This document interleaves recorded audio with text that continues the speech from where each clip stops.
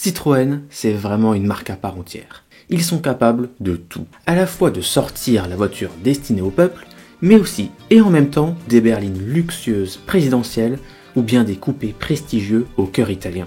Que ce soit les années 70, 80 ou 90, les fans de Citroën seront d'accord pour vous dire que c'était les meilleures décennies de la marque. On avait la 2 chevaux, la DS, la CX, la SM, la XM, la Xantia, la GS, la ZX, la X, la BX, la C15, un hélicoptère. Ah, c'était vraiment le bordel. Mais, à l'aube des années 2000, tout change. Le design, les technologies, il est temps pour Citroën de connaître un renouveau. Une nouvelle gamme, toute avec un C, de nouveaux designs, tout en essayant de garder un maximum de l'ADN Citroën. C'est-à-dire du bizarre, mais bien dosé, pour que ça reste chouette. Il faut alors un porte-étendard pour lancer cette nouvelle gamme, et ce sera la C6. Attendez. Oui ? Comment ça ? Non, j'attendrai pas 2005. Oui, bah vous vous débrouillez, vous grébouillez un truc, enfin... C5 ? Oui, c'est bien comme nom. Ce sera la C5.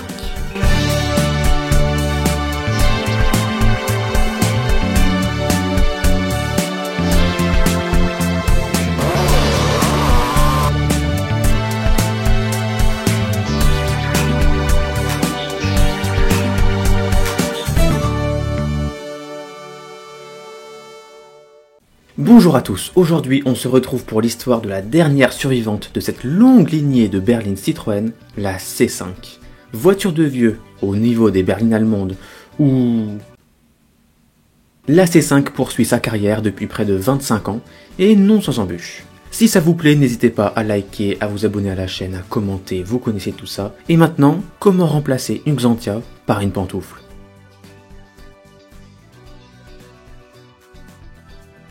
L'an 2000.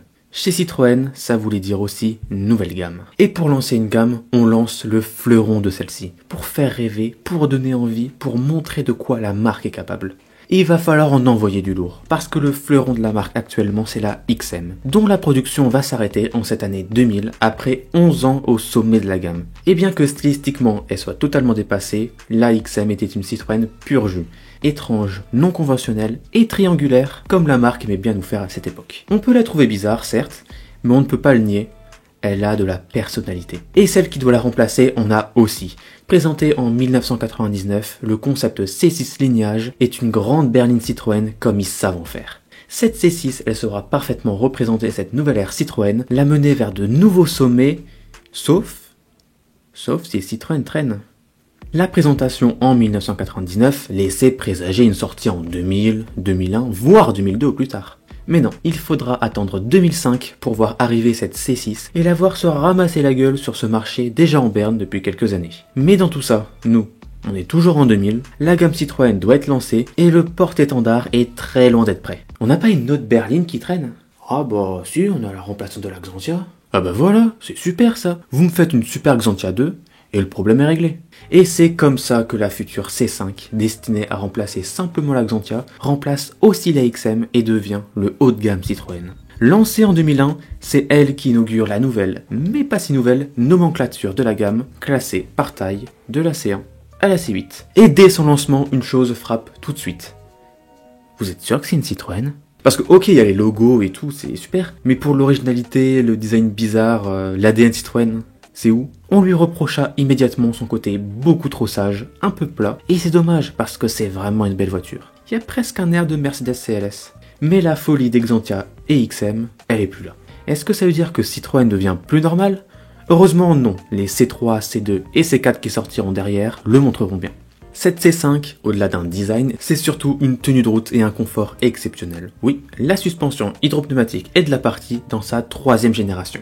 Mais la C5, c'est aussi de la technologie, avec l'arrivée du multiplexage. Le multiplexage, en gros, c'est faire passer plusieurs informations à travers un seul support de transmission et... Comment ça, je lis Wikipédia ? Le problème du multiplexage sur cette C5, c'est un peu comme toujours avec l'électronique de ces années, ça marche pas. En résumé, la première C5, c'est une voiture de grand-père. La regarder, ça me donne envie de me balader en charentaise. Mais est-ce qu'elle est aussi pépère que ça sous le capot ? En diesel ? Oui. Ça commence à 90 chevaux et ça monte qu'à 136. C'est pas si mal, mais c'est pas fou non plus. Mais en essence, on a droit au V6 ESL fort de 210 chevaux Et là, ça devient intéressant. Une sorte de mini slipper ultime et indétectable. Mais si jamais vous voulez plus, il va falloir aller du côté de l'Allemagne. Non pas pour acheter une série 3, même si c'est un excellent choix, mais plutôt pour se pencher sur le cas de la C5 Carlsson. Carlsson, c'est un préparateur allemand qui se sont dit que ce serait marrant de faire du tuning sur la caisse à papy. Résultat, 235 chevaux du V6 ESL, un kit carrosserie sportif, 2 sorties d'échappement et un mélange perturbant de voitures pépère musclées. Cette préparation n'était disponible que sur la version break de la C5, parce que oui, il y a eu une version break, en tant que bonne remplaçante de la Xantia de la XM.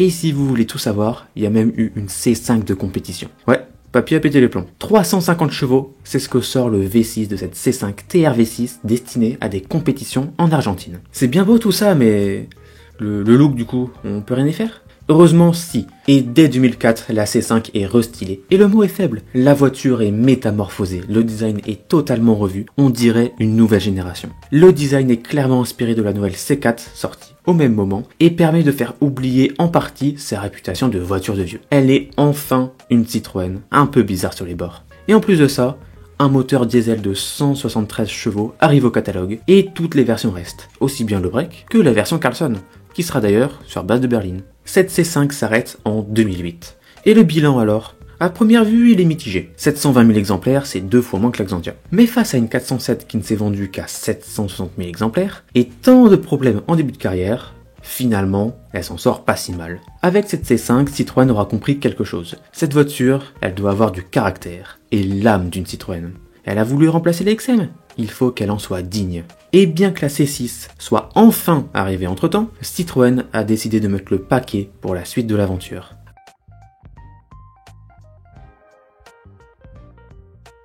Alors comme ça, le design de la première C5 n'a pas plu. Il ne fallait pas le dire 2 fois aux designers Citroën qui se sont surpassés pour nous sortir, selon moi, la plus belle Citroën de ces 20 dernières années. 2007, alors que la Tecktonik bat son plein, Citroën, après le lancement d'une gamme complète, décide de mettre une claque à tout le monde. La concurrence allemande, ça leur fait pas peur, ils ont confiance en leur prochaine création. Et alors qu'on se demande comment le fabricant du Xara Picasso peut aller titiller une série 3, à Francfort, Citroën nous fait une masterclass. La Citroën C-Airscape annonce le design de la future C5 tout en nous présentant un concept de grand cabriolet premium. Une seule chose à dire, waouh! La voiture est magnifique, bien proportionnée, premium, elle est parfaite. Et on n'oublie pas la touche Citroën avec cette lunette arrière incurvée parce que c'est chiant de faire comme tout le monde. Bon, la voiture, elle est parfaite, elle fait envie à tout le monde, mais redescendons sur terre. Aucune version cabriolet ni coupé ne sortira de série. En revanche, la C5 sortie en 2008 reprendra trait pour trait les lignes du concept. Et même en berline, la voiture est magnifique et elle convainc tout le monde. Elle est bien plus réussie que la première. Et tenez, regardez-la bien. Cette voiture a bientôt 20 ans. Bon, il y a un endroit où elle fait son âge, c'est l'intérieur. Avec son volant et son gros moyeu fixe, que les autres copient d'ailleurs, et ses boutons de partout, aucune chance que le papy qui avait acheté une C5 première du nom s'y retrouve. Et pour cause, cette C5 ne se veut pas pépère du tout et veut aller titiller de la série 3, de la classe T et de la 4. Et honnêtement, niveau design, elle leur met un sacré coup quand même. Mais pour aller bouffer de la concurrence allemande, il faut surtout du bon moteur. Et Citroën a de quoi faire. Du bon vieux THP. Et en diesel, un bon vieux 1 litre HDI et son turbo en vrac. Mais comme toujours chez PSA, si vous voulez du fiable, vous prenez le plus gros. Et alors vous vous dirigez vers les V6. Essence de 210 chevaux ou diesel de 240 chevaux, qui en font vraiment une routière crédible, agréable, premium. Oui, j'adore la C5 deuxième du nom, j'en veux une. Comment ça j'ai des goûts de vieux ? Fidèle à la première génération, cette C5 sera aussi déclinée en break tourer qui conserve toute la splendeur de la voiture. Non, sérieux, c'est rare une voiture française qui fait pas ridicule par rapport à la concurrence allemande. Autant en profiter. Et comme la 508 RXH dont on a déjà parlé, cette C5 break existera en break off-road, la C5 Cross Tourer. Baroudeur, mais discret. Et en un peu moins discret, la C5 Carlsson est de retour. Retour au break, elle se dote d'un kit carrosserie plus agressif et peut-être moins réussi à mon sens, mais elle oublie quelque chose de fondamental, la poignée de chevaux en plus. Elle sera seulement disponible avec le V6 HDI 240 chevaux. Bon, c'est un peu décevant, mais après 240 chevaux, c'est déjà pas mal. Mais 350, c'est mieux. La version compétition de la C5 est reconduite, toujours aussi puissante, toujours pour des compétitions en Argentine, mais j'arrive pas à savoir si je l'apprécie moins parce que je préfère la première, ou si la première est juste tellement plus drôle. Parce que les habits de sport, ils vont déjà mieux à cette C5, donc c'est moins drôle. 2017, c'est déjà la fin pour cette C5, après plus de... Oh, quoi encore? Comment ça, non? Il y en a encore en Chine. En parallèle de sa carrière en Europe, la C5 est aussi distribuée en Chine, où elle recevra un restylage dès 2013, mais c'est surtout en 2017, lors de son arrêt en Europe, que ça devient intéressant. La C5 est totalement revue en Chine et évolue profondément. Autant l'avant, certes, est plus moderne, mais à mon goût perd la classe et le petit grain de folie de celle de 2008, autant l'arrière et ses nouveaux feux sont juste sublimes. C'est clair. Je veux une C5 et je veux y installer ces feux. Ils sont magnifiques. Et même l'intérieur est revu et totalement modernisé, ce qui lui fait pas de mal. Bon, le moyen fixe c'était chouette quand même. Cette version de la C5 sera vendue jusque 2021. Mais après 430 000 exemplaires et même 630 000 en comptant la version chinoise, la C5 disparaît sans réelle descendance. Et avec elle disparaît deux choses, les berlines Citroën et la suspension hydropneumatique. C'est triste, d'autant plus que ce qui la remplace en tant que haut de gamme, c'est ça. On en parle du C5 Aircross ? Non, on n'en parle pas, on n'est pas obligé d'en parler. Et alors que les berlines Citroën, c'était fini, tout d'un coup, en 2021, retournement de situation.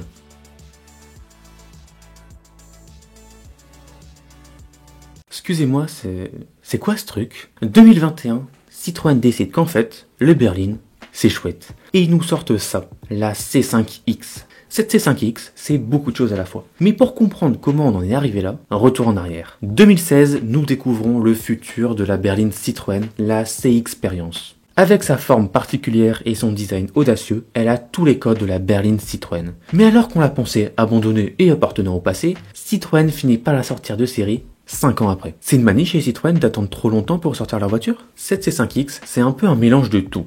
Berline, break et SUV parce que c'est la mode. Et même le nom de la voiture est un mélange. C5, CX, avec une évocation SUV, c'est le nom parfait pour cette voiture. Niveau design, elle reprend en partie les traits du concept de 2016, mais avec un peu moins de prestance, faut pas se le cacher. Certainement le côté SUV. Et niveau moteur, comme beaucoup de voitures modernes, on dit bye bye au diesel et bonjour à l'hybride. Un Litis hybride de 180 ou 225 chevaux en haut de gamme, mais aussi et surtout, oui, on applaudit l'entrée du PureTech. Il nous avait pas manqué. Bon, finalement, cette C5X, est-ce que c'est une véritable berline Citroën? Niveau originalité, oui, le design est inattendu, original, avec sa dose de bizarre, la voiture est confortable, on a les bases. Cependant, elle perd quand même beaucoup de choses. La version break, les diesels, la suspension hydropneumatique, les gros moteurs, mais est-ce qu'on peut lui en vouloir? C'est pas tellement un choix de Citroën, mais c'est plutôt la direction générale que prend l'automobile moderne. Mais malgré ça, ça va être un flop. Alors certes, en Chine, elle se vendra à plus de 40 000 exemplaires en 2022. Mais en France, entre 2022 et 2024, c'est même pas 10 000. Et c'est pas étonnant, berline, PureTech, pas de diesel, c'est que des choses que ne veulent pas les clients. Et ils ont tort. Pour les berlines. C'est pourtant une chouette voiture, une voiture qui est confortable et une bonne routière. Mais il y a une bonne nouvelle à ça, c'est que maintenant, ça se trouve à pas cher du tout. Les premiers hybrides débuteront vers les 20 000 €, alors que neuf s'était vendu 45 000, et une berline hybride bien équipée, récente, presque neuve, pour moins de 25 000 €, honnêtement, c'est une affaire à saisir. Annoncée comme bientôt finito par Citroën, elle est encore proposée, mais uniquement sur stock. D'ailleurs, en me baladant sur le site Citroën, j'ai remarqué qu'ils illustrent leur gamme occasion par une clé Fiat. La C5X, c'est l'histoire d'une voiture qui a voulu relancer une grande lignée tout en modernisant un marché entier, mais qui finalement n'a fait ni l'un ni l'autre. Et c'est sur cette note un peu triste que la C5 disparaît après près de 25 ans de carrière. Voiture du grand-père, chef-d'œuvre comme on en voit peu, ou mélange audacieux, la C5 a finalement pris de nombreux visages dans sa vie, mais n'échappera jamais à son destin tragique et prévisible depuis le début, la disparition. À cause d'un marché d'abord en déclin, puis à l'agonie. Mais, pour tous les budgets, la C5, c'est une bonne idée. Sauf certains moteurs, évidemment. Aussi bien la première pour 3 000 €, la deuxième entre 5 et 10 000 et la dernière pour moins de 25 000, il est temps d'être malin et de goûter au confort Citroën à bas prix. Faut juste pas oublier d'entretenir les sphères, quoi. Merci à tous d'avoir suivi cette vidéo, j'espère qu'elle vous a plu. Si c'est le cas, n'hésitez pas à mettre un pouce bleu, un commentaire, à vous abonner, mettre la cloche, vous connaissez. Bonne rentrée à tous, en espérant que l'été a été bon, car au moment où je tourne cette vidéo... Il fait tard chaud. Sur ce, on se voit dans une prochaine vidéo. Moi d'ici là, je vais admirer un volant à moyeu fixe. C'était Alpi, à plus. Tiens, faut que je me rachète des charentaises.